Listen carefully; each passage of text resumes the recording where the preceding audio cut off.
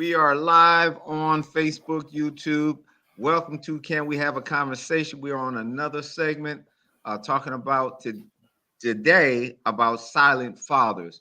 I have a guest, a good friend of mine, Dr. Tyrone Partey. He is originally from Chicago. He is a pastor at Maranatha Christian Center in San Jose, California. He has also been a chaplain in Norway. And a lot of people try to figure that out and say, how did this brother come from Chicago and go to a place called Norway? Well, he did ministry there, and then he came back to California. Welcome to the show, Dr. Tyrone. It's good to be with you, my brother. It's always good to be able to be in fellowship with you. Absolutely. Yes, sir. Man, I just want to catch, off where take off where we left off. We were talking offline and we was talking about silent fathers. And a lot of times we don't have these kind of conversations. And when we talk about silent fathers, we're talking about fathers that are at home, they're with their children, but they don't have a voice. They're not really actually speaking into their children's lives. Uh, I've heard a person say before that, you can actually be a father, but if you're a father and you live in the home and you don't have an impact on your children, it's better off that you're not even there at home. Uh, let's have this conversation today about silent fathers, and I'm gonna let you go ahead and start it off. You know what we were talking about, and then we're gonna have this conversation so the viewers can hear. I know there's some fathers out there that might need to hear this conversation and may think that your voice is not important, but your voice is very important as it pertains to your children. Well, I think one of the first things, and we were talking offline, and the funny part about this whole thing is that most fathers know how to be fruitful. That's how we get into being a father. Mm-hmm. But we take that in terms of the seeds that we drop and the children that are coming out. Mm-hmm. But we don't know how to operate and manage in terms of what is my identity, what is my, at the end of the day, what is my purpose, what am I created here for? And that's one of the key areas. In the Bible it always is talking about be fruitful and multiply. Well, especially some of us black friends, we got that down. Yeah, We we know how have to that. drop a seed, we know how to have a baby, and many of us even know how to be in the home, but we don't know how to communicate because I don't really know what my purpose is, what my role is in the family, let alone in the community. And I think we have some things that we need to address that's been not only dropped on us, but been some other things that have been encouraged. See, we're encouraged to be fruitful. We're encouraged to get out there. We're encouraged. In fact, many of us, when we actually have our children, we're more encouraged, especially by the females in the family, our mothers, our aunts. Oh, isn't that beautiful? You get ready to have a baby. We don't even talk about what that means. Mm. We're walking into something with no clue of what we're purposed to do. Mm. And so we have to look at what were we created for? Mm-hmm. What is a father there for? And I believe we need to address the whole family, because this is not just a conversation that needs to be had where fathers, males, are sitting up and having a discussion and talking about this.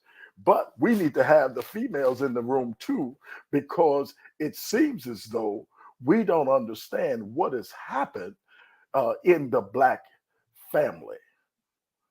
In that species that has learned how to be fathers, yet not having the identity of a father, where the father passes on, adds to, teaches their children how to become based on an identity. How can I teach that if I don't have one? I don't even know my purpose. It's funny that you said that because as we look at these fathers today, And there are some fathers that really want to be committed and dedicated to being their children's lives, but unfortunately they never was taught what to do.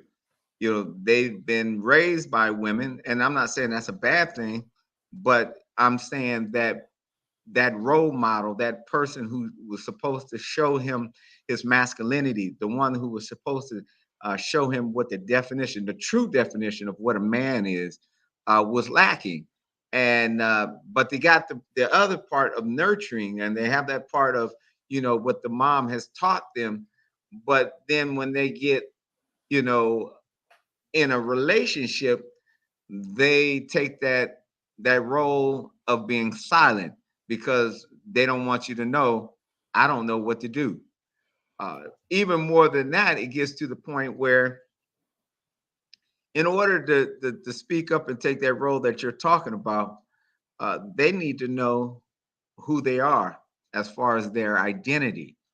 And that is unfortunately a missing piece that a lot of young men have, and a lot of older men. I mean, I've got a friend right now, man, he's 65 years old. When I start talking about this fatherhood piece, man, he starts crying today, saying that, this is the part that I missed. This is the part that I needed.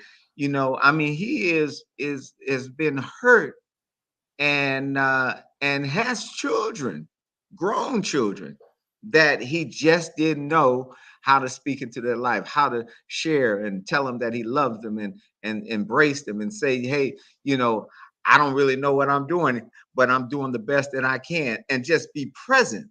But a lot of times, because we don't know what we're doing, we just vacate because of fear. Well, I think if we look at it, there's some things that have happened systematically, not only to black men, but to men in general. Men have learned that their value in this dominant culture is to produce, Mhm. not to be in relationship to and with, but to produce. And so, if my manhood or my fatherhood is connected to me being able to provide, what happens when I cannot provide? So now I become silent, because if I can't provide, uh, what's the point of being there? When I'm getting the pressure from the other side, what are you putting into the pot? And I can't get a job. Mm. So I'm going to be quiet.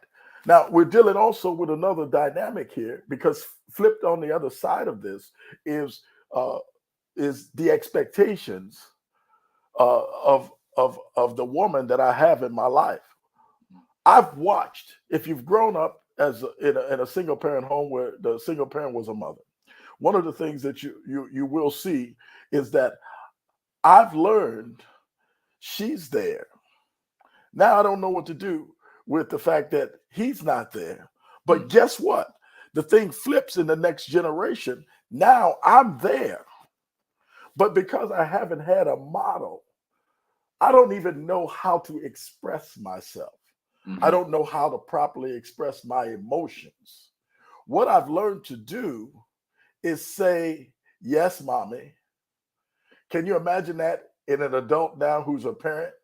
Because the only thing you know how to do is appease the mother, because you don't want her to get upset. So you learn not to express yourself. That's why a lot of us will do everything to please that woman, thinking that's what she wants. Well, what she wants is a conversation. What she wants is you to get involved. What she wants is you to put your foot down. And you have to understand, you don't know how to do that, because these mothers who have been doing both roles have been the disciplinarian and the caregiver.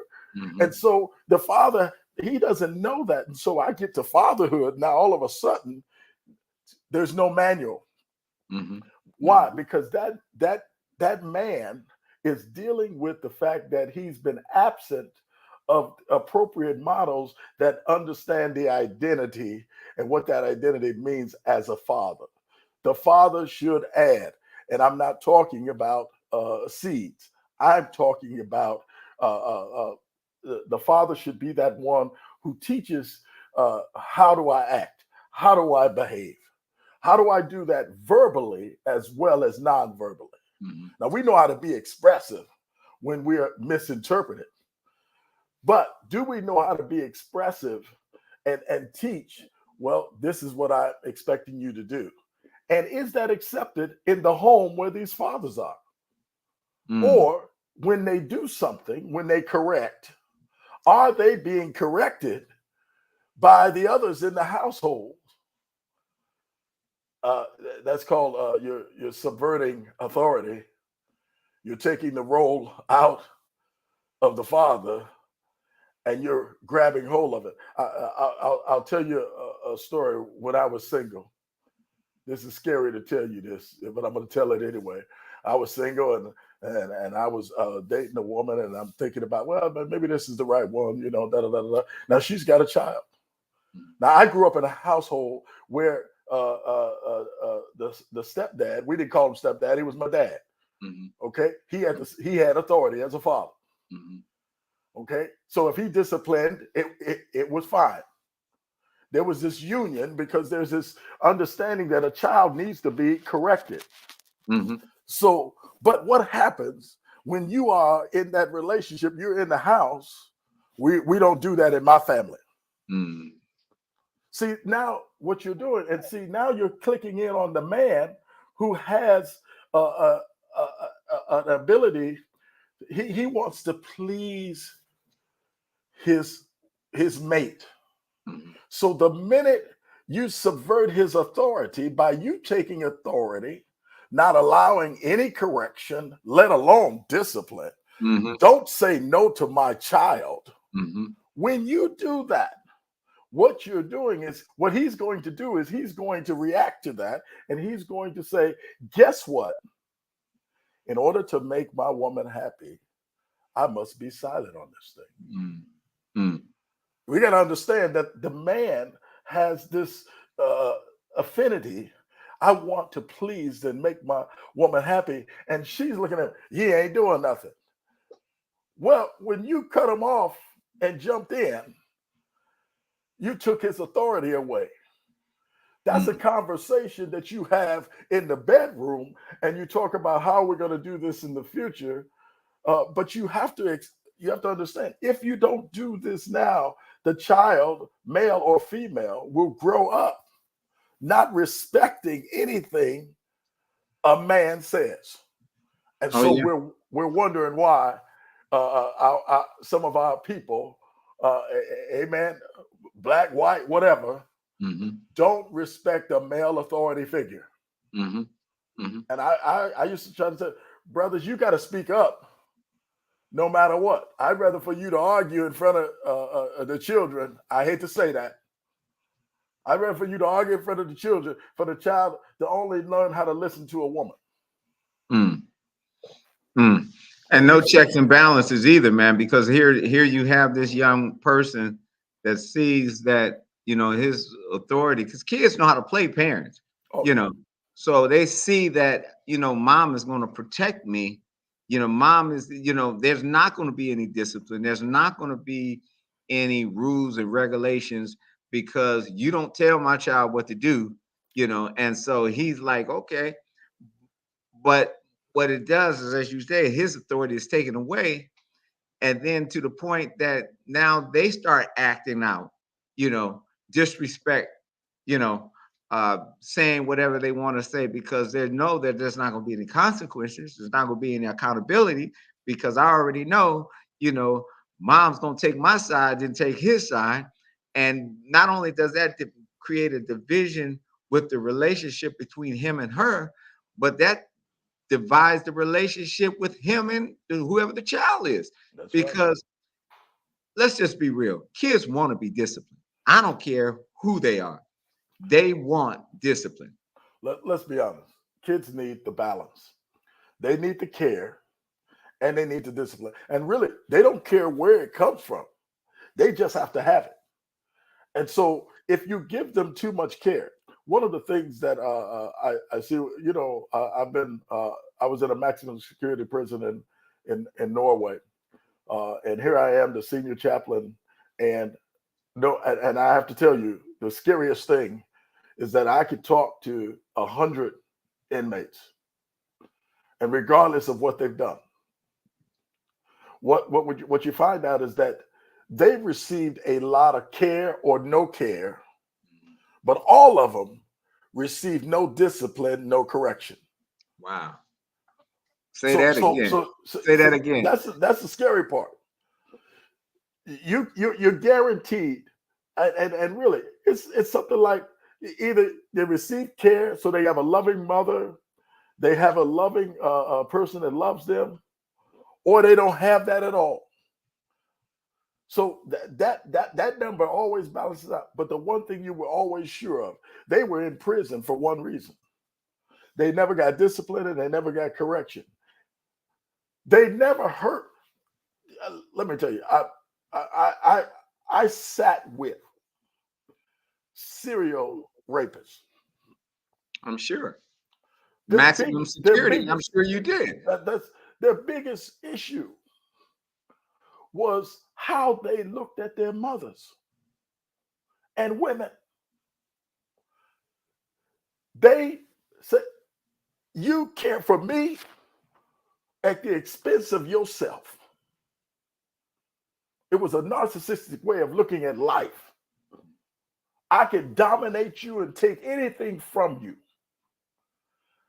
None of them had a father figure at any point in time that stepped in at any point in time, and all of them could point to it. When we alerted them to it, when we worked with them, and usually it takes about 5 or 6 years just to be able to say, "Hey, guess what? My real issue is Mm. no one ever corrected me." So I learned that I could get care, I can get grace. Mama loves me. And so one of the first things I say when I talk to him, I said, "So where's mama? Where's mama now?" Because Mhm. now you got discipline and so-called correction and somebody holding you down. And the only people they're talking to are women figures. Mhm. And you know why? Because it's not because they wanted to, they never had it. Mhm. And so here you are introducing that, and they'll tell you that's too hard. Mm. You're saying no to me. Do you know one of the things that people who they can't handle no?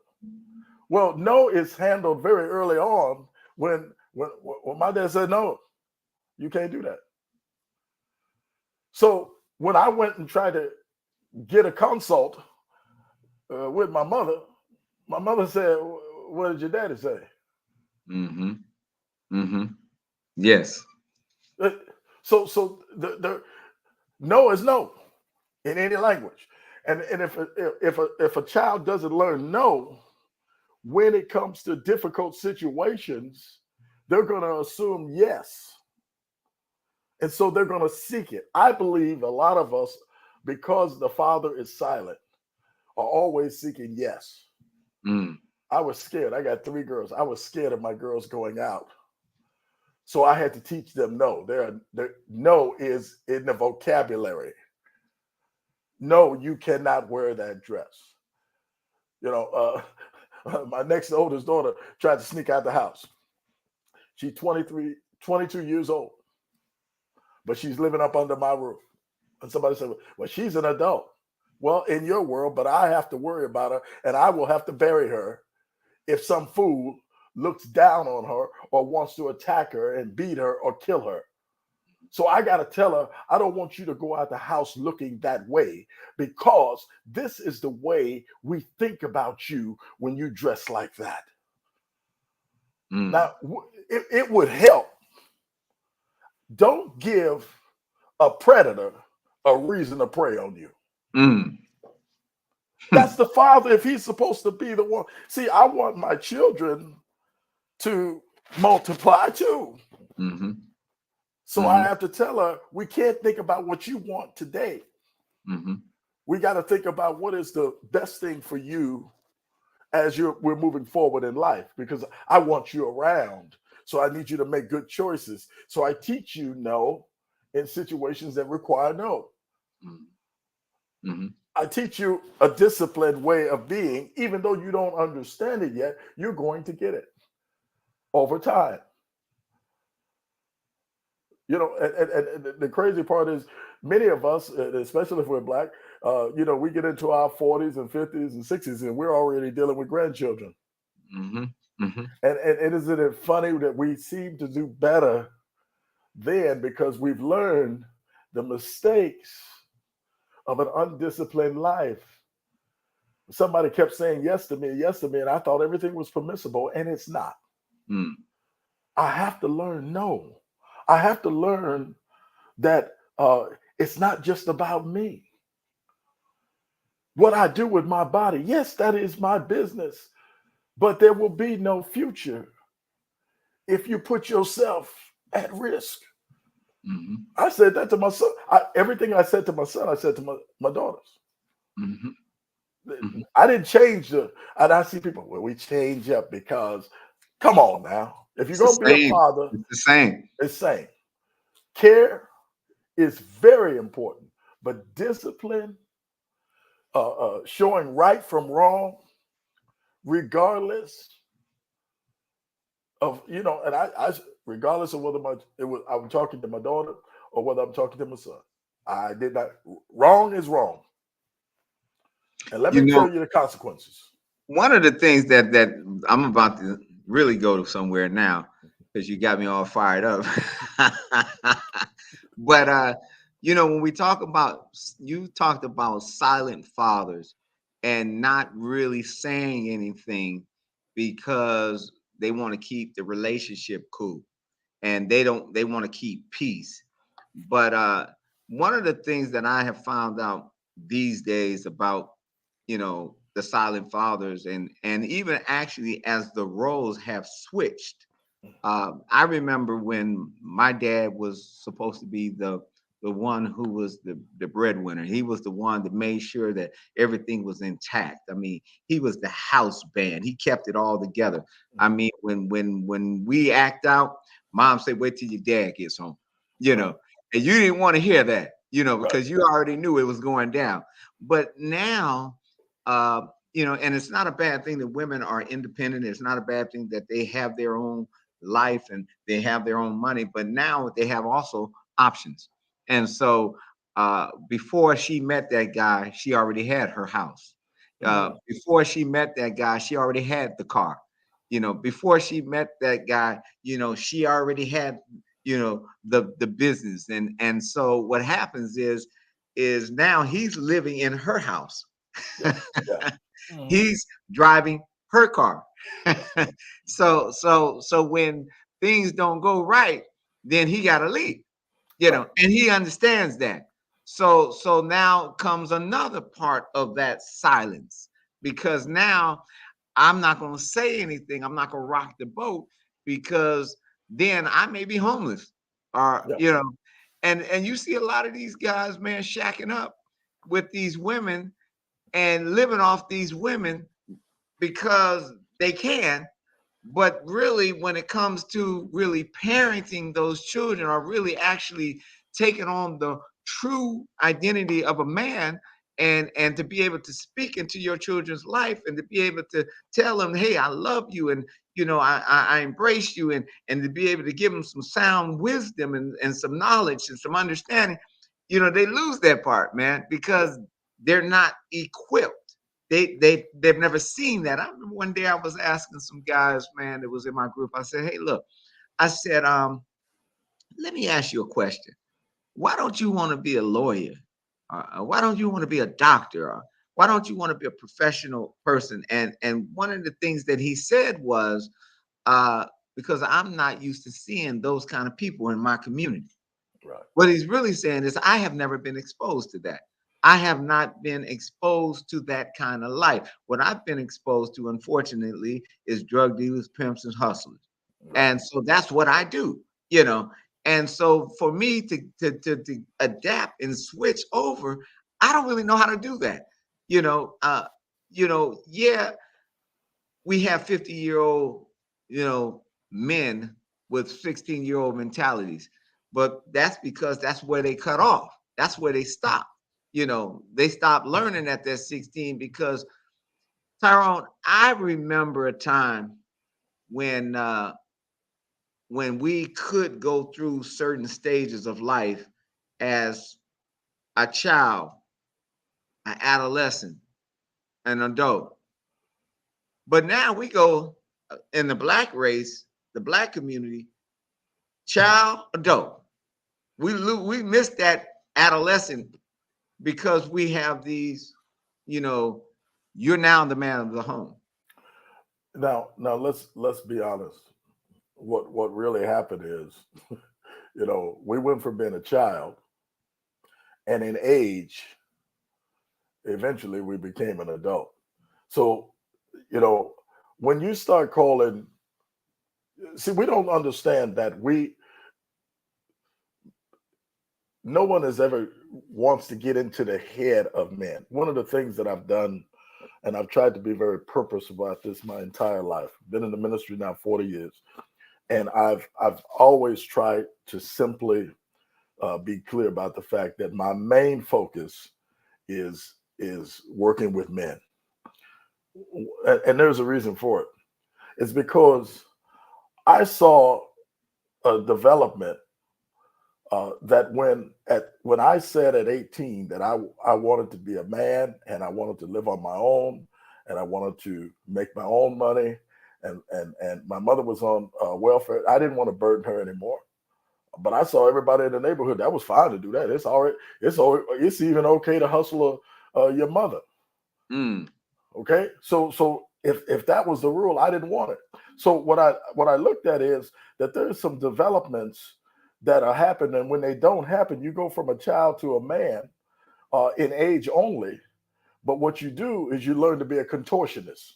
Mm. Now, a contortionist will do anything and everything to make sure that that woman or that other person in their life doesn't get angry or disappointed with them. Right. So what they'll do is all of this and all of that. So I don't ever have to grow up as long as I can keep her uh, uh, feeling okay with me. And I think this is a phenomenon that's very, very powerful in the Black community, because when you're being rejected and labeled and considered invalid and insignificant in the society, your only option then now is to become that contortionist within your family. You never become the father in the family. You never become the head or the tail. You just there, and you're there at the whims of whoever else is calling the shots. Because even if you spoke up, the reason you don't speak up for one reason is because you don't believe you'll be heard. You won't be taken seriously. No one else takes you seriously. So why should I speak anyway? There's a lot of men out there who is not going to tell us that, and usually they don't talk until they're in a situation where they cannot. Well, it doesn't matter anymore. And see, when I tell you, after 11 years of working with men in prison, you know why they talk then? Mm. Because it doesn't matter now. Now I can express how I really feel. Now I can express what really happened to me, and so my silence moved to anger because I was kept in a state of childhood for so long. I was kept powerless for so long. My voice didn't matter. I learned very early on, if I just please my mama, I don't have to do right. I just have to please my mama. So I learned, if I don't make her mad and it doesn't upset her, I even learned that everything I do, if I do it, the credit goes to mama. Mm. Because remember, I don't want her to be mad. I don't want her to be upset. She's only one there. This other guy who happens to be my biological father, hey, he's silent. And the kid doesn't understand why the father is silent. Mm. See, we keep thinking the kids, they are not enjoying the silence. That's their father. Mm. That's the man in their life. So if he's silent, who cares about me? See, this is this whole thing about, if I don't get my identity straight early, I'm going to be floating out there Mm-hmm. with no identity.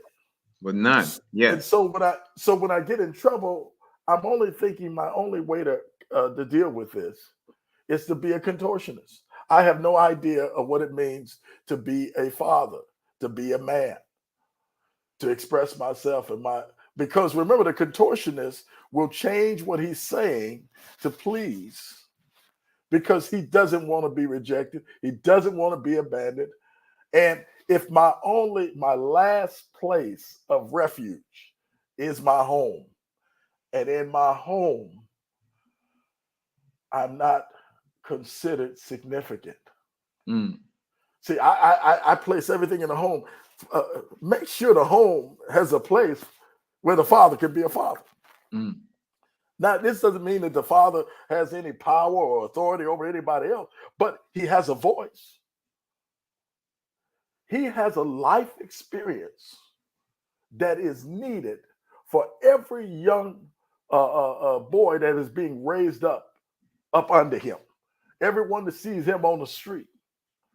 So you know, I used to love, I have a father that I used to just loved because he was different from my father. And I'll never forget Mr. Harris. If my friend Rockstone was out there listening, I tell him I used to love his dad because his dad had, at the age of 40, he had snow white hair, perfect afro, and he walked so smooth. But when he spoke to you and through you. He didn't just say no. He said, "Let me tell you why." What was he doing? He had white hair that symbolized wisdom. Mm-hmm. And every time he spoke, he gave a word of wisdom. Mm-hmm. Mm-hmm. Okay? We don't always need just a word of comfort and care. We need wisdom. How do I do? Yeah, you got away. I see you got away from the popo this time. Mm-hmm. But what's going to happen the next time, bro? Mm-hmm. Is this the future you want? Is that how you want to be fruitful? Is how you want to be remembered?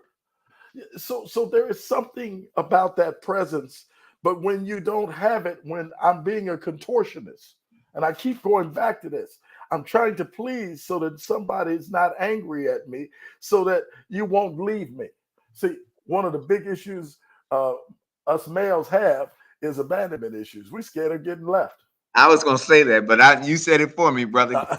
You No, but know, it's true. Abandonment and rejection issues. You're right. yeah. Where do I go if she kicks me out? I want to say something. I see the way your son's acting. I see how he's disrespecting you. I see how he's disrespecting me. I see how he's acting in school. But now you want me to go up to the school and co-sign for him. But I see it at home, but I can't say anything at home. And you definitely, you asked me to go to the school. What if I go to the school and I say it? Because we don't want to share our business out there. Mm-hmm. But the real reality is that when you're silent in the home, a whole lot of stuff, our children get confused because I don't want to get kicked out. Mm-hmm. Let's just, and even some of us who are in secure relationship, if I say what I really want to say, if I stop trying to care for your feelings, we say that men don't share their feelings. No, you know what we do? We're always trying to care for your feelings because we don't want to hurt your feelings because we see something from a different perspective than you do. Mm. I'm not even asking you to receive it, but allow me to say it without you having a reaction. Because when you react to me, what I start to do is I become the contortionist and I start wondering is what's going to happen in our relationship? What's going to happen in our relationship? So I go through the process. I tell them silence is the first thing I do is I got to process this. And what am I processing? If I say this, we're trying to evaluate. If I say this, what is it going to mean for the future of this relationship?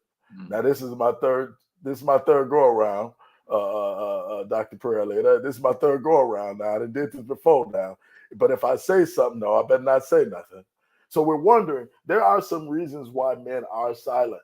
Now, they're not healthy because it only breeds more nonverbal disconnection. Mm. And see, that woman who is relational is wondering, he doesn't care. He's not interested. Mm-hmm. Yes, he is. But does he have a place to speak Mm. in that house? I just asked the question. Mm-hmm. You know, I'm tired of finding out the only way that man can speak is he got to get in prison and sit behind bars for 10 or 15 years before he can open up his mouth and say Mm. how he feels and what Mm. he's been through. You know, when you're in, in the family, we're supposed to be there to care, but also to process so that that person can. I can't have a man can never develop and be who he is if he's worried about being rejected, he's worried about being abandoned, he's worried about being labeled. Just look at out into society. If I'm worried about being like, I can't tell you what I really think about what you're doing to me. Mm-hmm. Because if I say it with expression, you know how I'm gonna get interpreted. Mm-hmm. I mean, I tell people all the time, Dr. Pearlie, I got a problem just with my natural look. I just look like I was a linebacker about ready to hit somebody. I can't help my look. But if I raise my voice, Right. did you know that for when I was in Norway, I had to learn how to speak Norwegian with a softer voice Mm. because my regular voice was too manly. It was aggressive. It was interpreted as aggressive. Mm-hmm. Mm-hmm. And even today, somebody, every now and then somebody says, well, Pastor, you need to smile a little bit. Mm-hmm. I said, well, I am smiling. But when I get passionate, does it mean that I'm angry? Right. We get interpreted as angry. So we get silent. Mm-hmm. I Mm-hmm. can't say it the way that I can't say it that way. Mm-hmm. I can't raise my voice. Mm. One of the things my wife, 14 years of marriage, one of the things I said, when I get excited, I'm gonna get loud. Mm-hmm. That's just me. It ain't got nothing to do with being angry. Stop thinking every black man is angry because he raised his voice. And because I use my body language and everything else, that don't mean I'm angry. That Mm-hmm. means I'm engaged. So everything can't be interpreted from the female perspective. I'm engaged. This means I'm here. The Mm-hmm. fact that I'm talking to you, we in the same room, means I'm committed. Mm-hmm. When I'm stopped talking, when I'm silent, I can't leave, possibly because I don't have the resources. But I've lost my level of engagement because I don't see myself anymore of value. I don't have anything to add. So I become silent. And I listen to a lot of brothers. They're just silent. They're Mm. just going along with the program, brother. They're there, but they're not there. And who's suffering? Everybody. Mm-hmm. Mm-hmm. The wife, the spouse, the baby mama, the children. Everybody's suffering because of his silence because he's not able to talk about how he's really feeling, what he's really thinking, what's really happening from his perspective, and he doesn't want to be in a unwinnable situation. That's what I know about males. We don't want to be in an unwinnable situation. We do want win-win. We want win-win. But if win-win means I got to be silent, usually it means exit is he's going to exit not only in silence, but he's exiting the relationship, the family, the community, and eventually the world, his whole perspective. So by the time he turns 55 or 60, he's an angry man. Mm-hmm. Mm-hmm. We're not angry when we're 20. We're engaged. We get angry when we're 60 years old and we see that nobody's ever heard us or listened to us, Mm. and they don't even know us. They don't Mm. know what we've been through. We don't know our hurts. They don't know our pains. And it's not because we weren't talking. It's we were silenced and we accepted it. And I just have problems. I try to teach brothers, man, you're not, you gotta speak. You have to speak your truth. You have to speak your pain. Nobody's gonna speak it for you. And if nobody wants to hear, I'm not sure they really care about you. I How hate to does say it? it. How does that happen, though, Dr. Pardee? I mean, how do they speak when, like you said, they've been silent for so long? and they don't know how to express how they feel. They don't know how to, because they've been, conditioned even as a child, don't say nothing, stop crying, be a man, Yep. how do you get from that place to a place of being vocal and being able to express how you feel if that's something that you've never been exposed to? Well, you know what? I think that that's one of the difficult things. I've only experienced this mostly uh, when there are two places where men will start to one to start to speak is one when they don't have any other options, and I hate to say it, most of the men that do grow will grow when they're in a forced situation, and that situation doesn't require anything of them. Mm, Now, I it's hard to explain, but you've got to get to a point where I'm not worried about being labeled. I'm not worried about being rejected.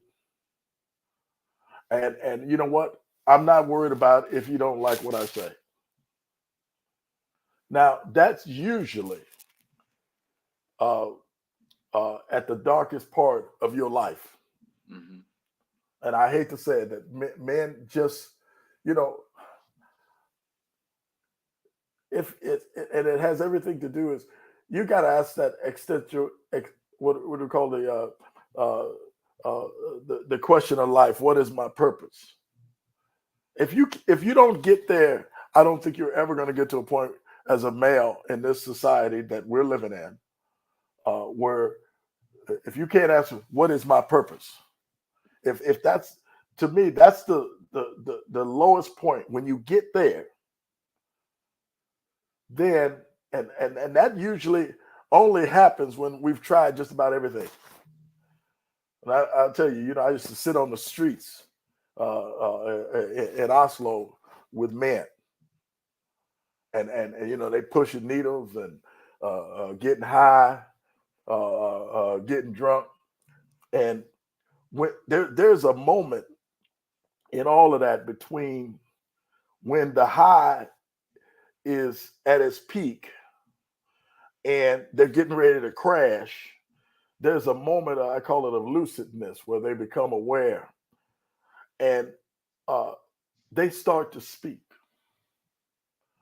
I don't know. Everybody has to get to their own point where I got to see, and they all ask the question, man, I don't even know my purpose. Somebody has to be there. Just have your purpose is to add to life, man, not kill yourself.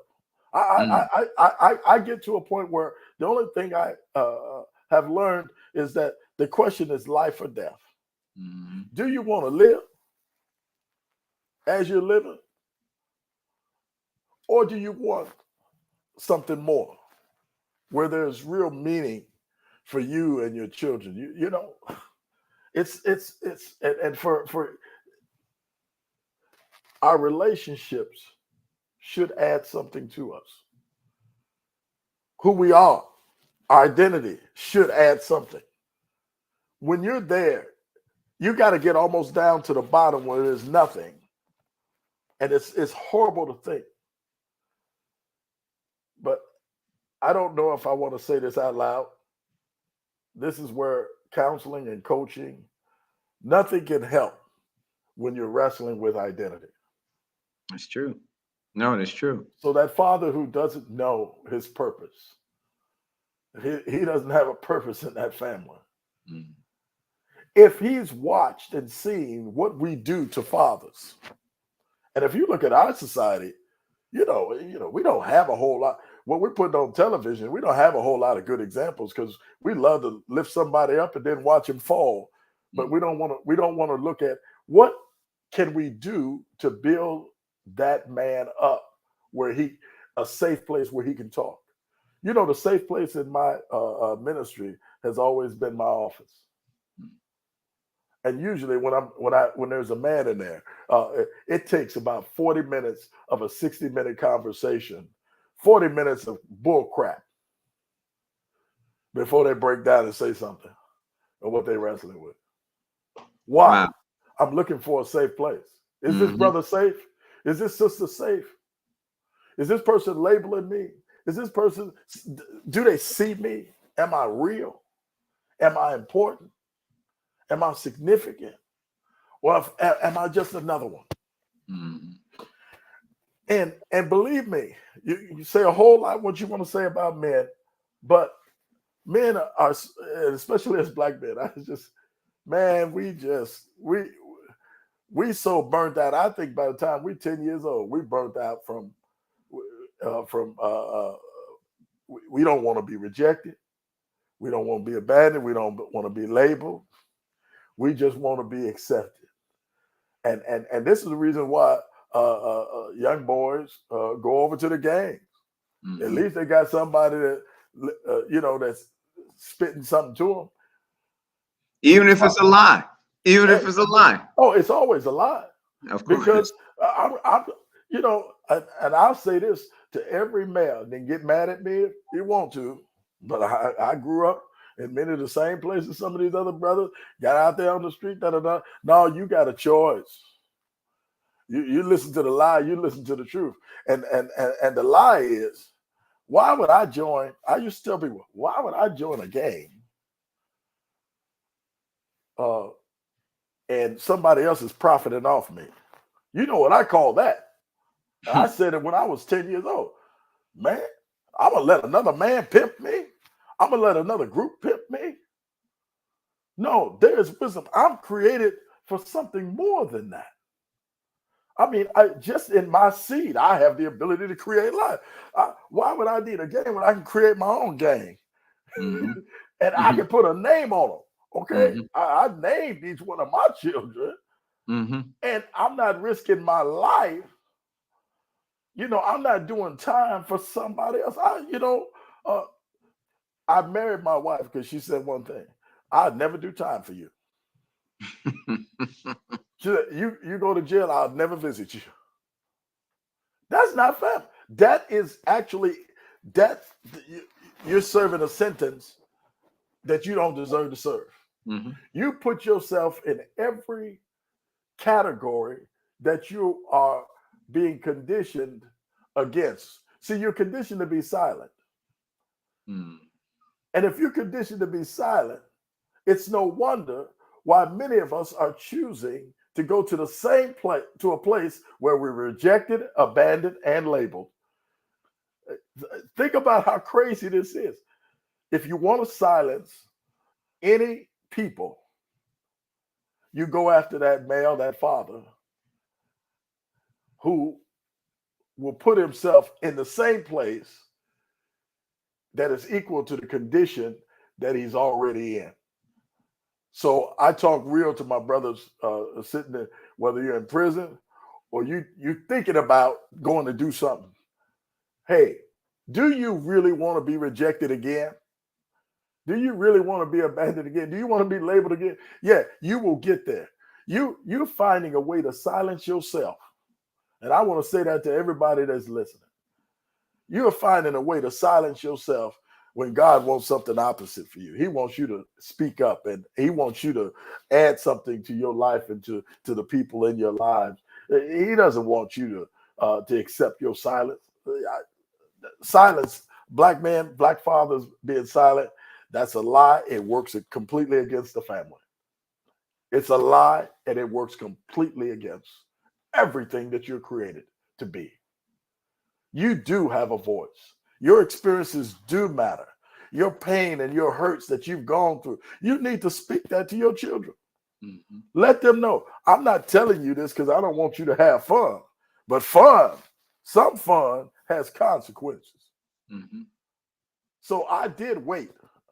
I mean, I was being responsible.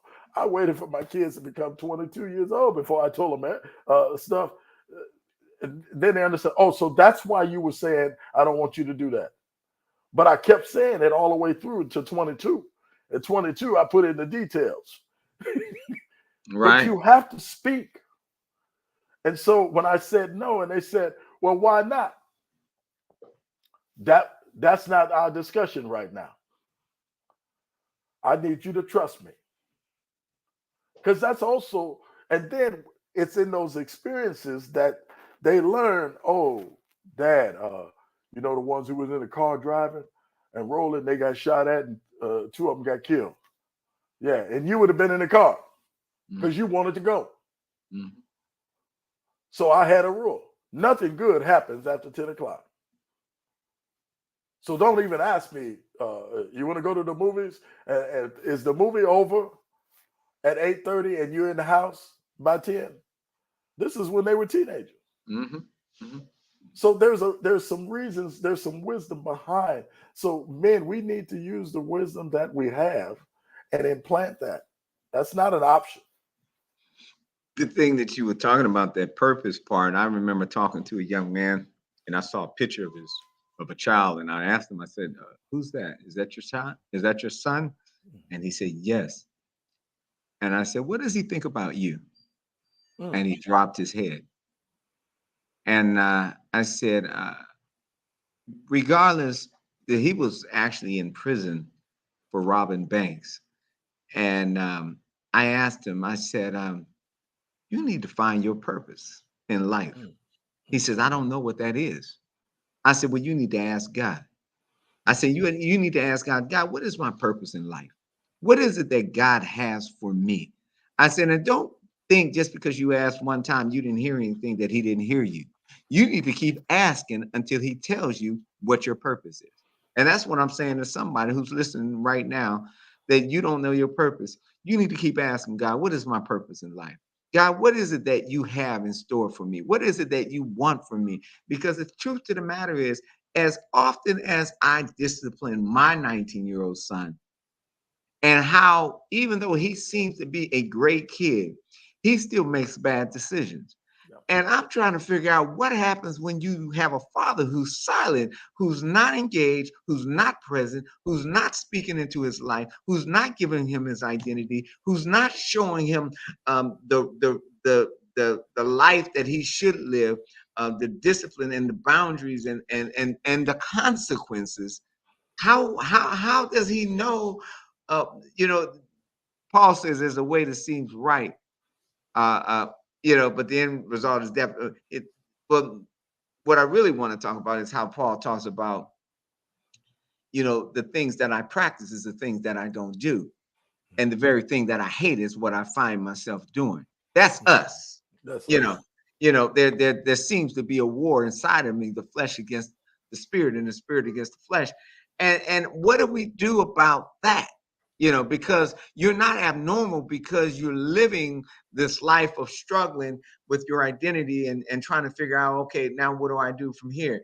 And I want to be silent, but while I'm being silent, my child suffers for my silence. Yes.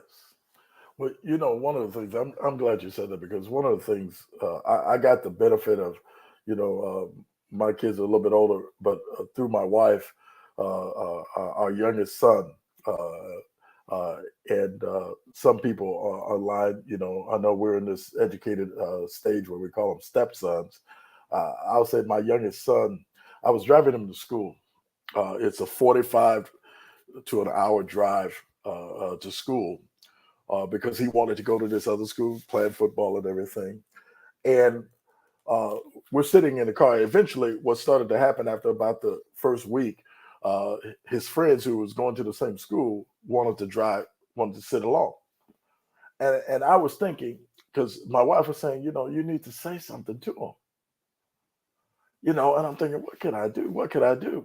And so, what the Lord put on my mind was what I used to do with my children, and that was I would actually go to Proverbs and just look at one verse and say, what could I say in 20 seconds to my son? And I started doing that. And what was amazing was the car started getting full. And they wanted to hear because, see, what was interesting is that I didn't know I had something, not simply the word of God, but I had been through stuff. And this is so how you do this. And the conversation got pretty real because they talking about, what happened when a girl put her tongue down your throat. What did that mean? And so we got to talking about, let me tell you what no is. Mm. She can put it all the way down your throat and anywhere else on your body. But when she says no, I need you to put a freeze on it. Mm-hmm. Now, I don't want you to do it in the first place, but I know you get yourself in those situations. Mm-hmm. So we Mm-hmm. started talking about all these situations. And I'm telling you, 5 days a week for 9 months. And it encouraged me even more because that's what I did in my ministry in the prisons. When someone came in, I had a word of wisdom. What can I share?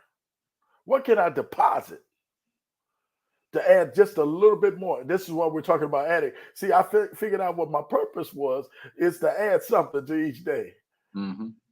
Mm-hmm. And I didn't know the what I was doing when I was doing it, but I did know what my purpose was, that as a father, as a man, I have something to add. So if that was the only thing that I did, and then I remember even telling my son, if you could just learn how to make up your bed, that's one thing that you've done in the course of a day. At least that if you could do that.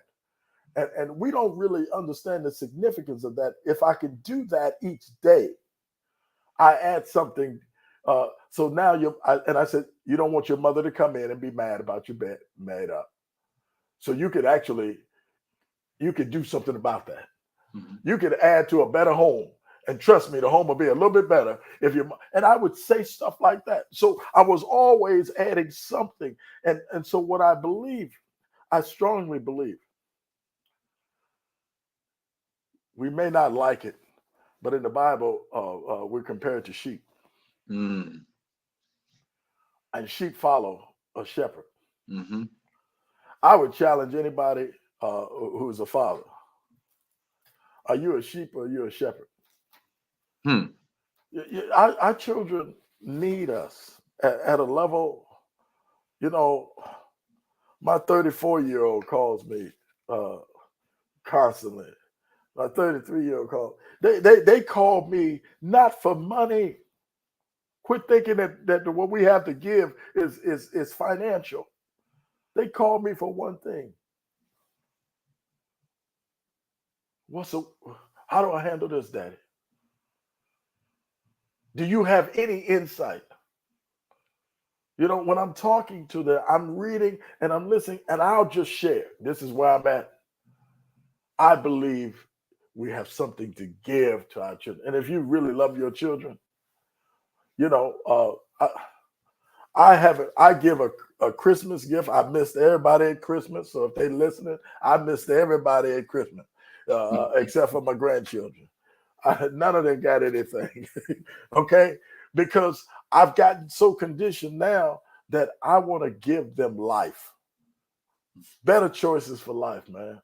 You know, No, that's what we can do. Being silent is not an option. no, it's not. Well, if you have joined us on Can We Have a Conversation, we are talking about men being silent and how does that affect the household? How does it affect their children? How does it affect their relationships? And the truth of the matter is, even if you're a woman here and you are an independent woman and you strong and you say, well, I don't need a man, the truth of the matter is you want a man to be able to speak his mind. You want a person to be able to express how he feels. And you want a person who's going to lead you and direct you. And so we're talking about how men can step up and know their purpose, know their identity, because before you can lead, or even before you can even get to that place where you no longer silent, you need to know that you have a voice, and you may have been told that you don't need to talk and you don't what you say doesn't matter, but what you say does matter. There's a purpose and a plan that God has for you in your life, and your children are counting on you. Without you, they cannot make it. And when you're silent, they will grow up to be silent.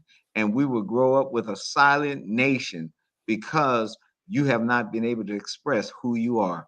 And so, men, I hope that you've heard Dr. Partey today, and I hope that you would take some roles of going in a direction that you can change being silent, and to be able to speak into your children's life and let them know that you love them and that you care about them, and that you may not know all the tools and you may not be equipped with everything that you think you don't have, but the fact that you're a father, you're equipped. Yes. God equipped you when you became a father to be able to speak into your children's life, to be able to let them know that there's a purpose and a plan for you, to be able to, as my brother says, shepherd you, shepherd them, that they may not just, and I need to just close on this one, but I remember talking to some older men about coming to man and being apart. And they said they had nothing to give. I said, how is it that you have nothing to give? You 65, you 70 years old. You didn't learn anything that you can hand down to a young man. You don't have anything that you can speak into their life and give them hope. I said, you have more than you know. I said, the fact that you lived to be this long means that you did something right.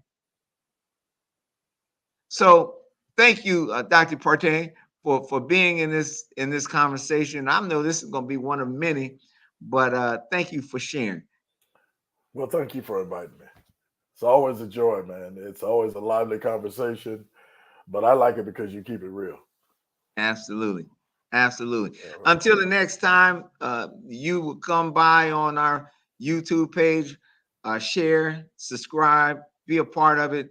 We have this conversation every Thursday. We're on live on Love Bay Radio in Canada. Want to say hello. I know we're going across the nation, about 150 countries. If you are one of those countries, we say thank you for joining us. You are not somebody that we do not know that you're there. We know that you're here. We know that you're listening to the conversation. We hope that we can impact you as well and to give you some tools so you can go back into your household and not be silent. Until the next time, God bless you and let God be with you. In Jesus' name we pray. Amen. Amen. Amen. Amen.